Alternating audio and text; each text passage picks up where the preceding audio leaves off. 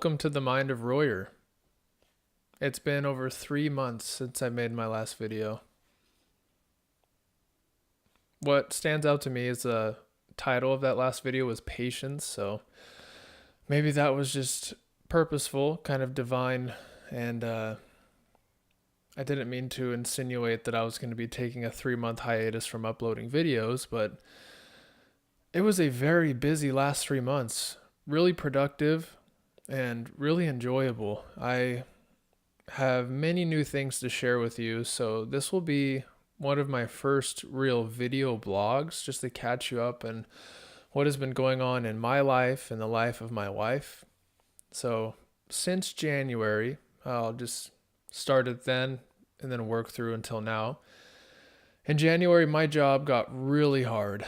I work at a high school here in the Pacific Northwest, and specifically I work with students with intellectual and developmental disabilities. Most of them have very severe behaviors, not just disruptive, but also very aggressive. And during this time in January, one of the students I was working with was just going after staff, tackling them to the floor, throwing chair after chair at them and making contact, throwing stuff at students, being just totally defiant and avoiding having to do anything with school. And it caused a lot of anxiety with me because I just didn't know what the answer was. Nobody knew what approach to really take, because disciplining this student is difficult because they don't want to be at school. Therefore, removing them from school is not any form of discipline that would actually play into what they want. So, I really had to address the situation pragmatically and had to do some of my own soul searching just to assess the situation and make the best out of it possible. And in dealing with students who have such significant mental health issues, it can take a mental health toll on those who work with them too, because these students are difficult and their lives are difficult. And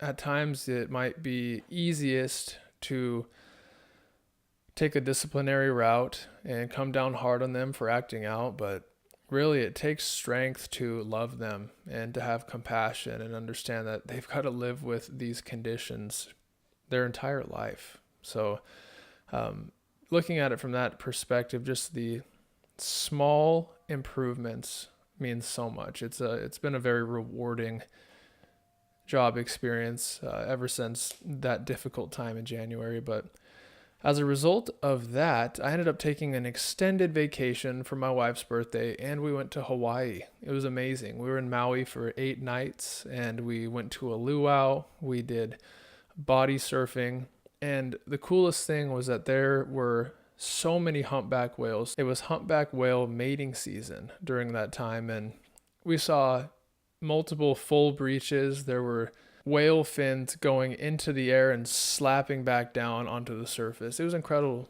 It was incredible to behold. It was amazing. And one thing that I've been trying to pursue for 3 years coming now is acceptance into a PhD program, a public health PhD program. I want to be a professor and a researcher in the future, but those are very competitive positions, and most of them require a doctoral degree, whether it's a doctor of philosophy or educational doctorate. And when we were waiting in the airport terminal to fly over to Hawaii, I got an email, and it was from one of the programs I applied to in the Midwest. And before getting this email, I had been rejected from 10 doctoral programs in the past 10 years. Some of them were multiple rejections from the same program, but I received a total in 10 rejections. And I opened up this email, not really expecting rejection, but anticipating the response, and I got in. I got accepted, and I was so excited. It was such a blessing to me in that moment, because we were waiting to fly to Hawaii for a vacation, and that was like God telling me, like, hey, enjoy your time, because this new chapter of your life is about to be starting. I have great plans for you. That's kind of how I took it.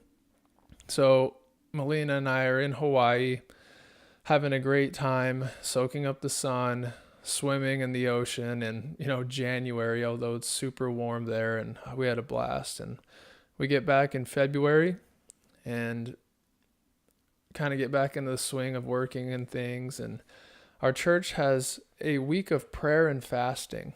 And some people will go all out for this. So they will totally give up food for 4 days, 4 full days of no eating, just drinking water. And then other people who don't do that, like Melina and I know I'm not proud, I didn't go all out, but we personally, we decided to give up meats, sweets, and treats. So it is what it sounds like. No meat, no sweets, so no candy, chocolate, ice cream. And then treats really falls into the category of no alcohol or anything of that sort. So we did that, and on top of doing that, we had prayer to go along with it. And prayer was being held at the church every morning, afternoon, and night during that time. And we usually made it there at night. And I really lifted up this grad school opportunity because Melina applied to physical therapy programs as well. And we really hope that she gets in. And, I had another program I was waiting to hear back from. And the Friday that prayer and fasting ended, I get an email from another PhD program in the Southwest, so closer to where we're at in the Northwest. And I open up this email and I see that I was accepted.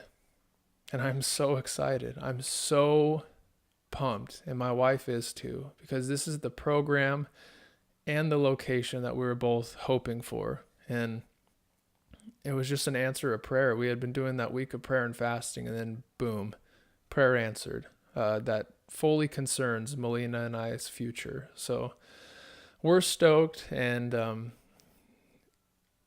sharing the good news with friends and family. And we're still waiting to hear back from Melina's program in the Southwest, which is 30 minutes from my program. And we're hoping she gets into her Doctor of Physical Therapy program. But if not, we're making the move. We're going to go from the Northwest to the Southwest, total environment change, but we're ready. We're going to pursue these goals of ours. And but here we are in March. So we're preparing for relocation. I'm preparing for this program. And I had that difficult decision to make this month to pick between two PhD programs, because I would have done so much to just get accepted into one in the Midwest, even though it's, in my opinion, less preferable in terms of the climate, so on and so forth. But it was such a humbling experience for me to have to reach out to that program in the Midwest and actually tell them, look, I'm sorry, I've gotten a better offer at this university in the Southwest, and they're giving me a research associate position and a generous stipend and covering my tuition and just doing so much, and I couldn't pass it up. And I thanked them for their consideration, and I said it would have been a great experience. I know it would have been, but it was very humbling, because just to think about being placed in the situation to have to turn down an offer to a doctoral program, I never thought I'd be in that position, especially after being rejected by 10 programs before. But what I'm trying to hit at there is just persist. If you have goals and you've been rejected and you have technically failed, even though I won't, call it failing, just because you try and you don't get the result you expected, you can still learn from that. It can be a positive experience. But I want to use that experience just to encourage and motivate all of you just to persevere, strive after those goals and keep working at it and make incremental improvements toward that goal, and you'll reach it. You really will. So right now we're on spring break and I'm resting up. I'm enjoying this time. We're off work. Another humbling aspect. We're trying to save up. My wife and I are really trying to save up right now and make the most of our finances, make the most of our situations, our work opportunities, because we're trying to do that same thing in our transition to the Southwest. We're trying to demonstrate for people around us, you can do these things. You can raise the bar. You can raise the standard for those around you, and you can accomplish these goals. And one thing that's not going to help you is to believe fear, is to believe doubt, because you can come up with your own creativity. You can come up with a lot of different negative outcomes that might happen, but until you actually try and apply effort and persistence, you'll never know. So for those of you who are just sitting back, kind of waiting for an opportunity to fall in your lap, I'm going to tell you right now, it's not going to happen. It's a competitive atmosphere out here. You know, if you're living in the United States, you live in the most competitive culture, and you've got to do the little things. You got to take time, your relaxation time. You got to take your own personal time. You got to take your own, whatever it is, video game, social media time out of the equation. All those distractors. Apply yourself. Invest in your future. That is if you want to raise the bar and benefit your offspring for generations to come. Just think of the opportunities that you'll have for you and your loved ones in the future if you just make these investments in your future right now. So this went from being a video blog to me trying to motivate everyone to not sell themselves short and understand the great potential you have in achieving wonderful things for yourself and those around you. Believe in God, believe in his ability to help. Jesus has helped me so much through this process. He's equipping me in an incredible way to go into this program and to overcome obstacle after obstacle, because I trust in him and I know that he's filling me up with these skills and abilities, not for my own glory, but for his, because I want to shine a light of Christ in academia. That's the end goal for this, is to be a light and to be loving and to demonstrate the strength and the grace of God.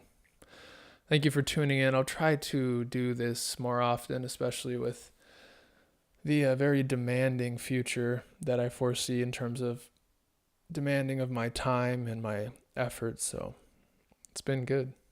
Hope you're all well. Take care.